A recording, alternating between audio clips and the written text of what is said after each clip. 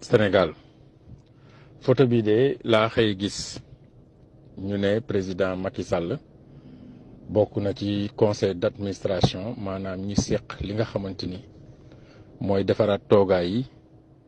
ci wàllu climat mu dem bokk ko Ban Ki-moon ak professeur bi tudd Patrick Vercogen. man nag dara bettuma ci ndax yàgg naa wax ni Sénégal balaa ñu rëccu demuk Macky Sall mu woon ñu ginnaaw lii nag ndorteel gi la rek ndax Baye daan na wax ne balaa ngaa xam njëriñu li nga yor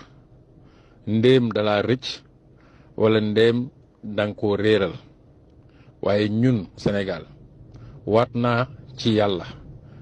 ne dama Macky Sall gi dinañ ci rëcc lu bari ndax ñu bari danañ ko xëccoo ci wàllu climat gi ba ma gisee ca Nairobi ku nekk di xëcc boor naan ko kaay toog fii yaay wax lii yaay présider lii mu war a recevoir ay nit ñu def coggal rang ku nekk di xaar sa morom dugg génn laa ne ñun kii ñu yor nii xamuñu ko kii ñu jiite nii xamuñu ko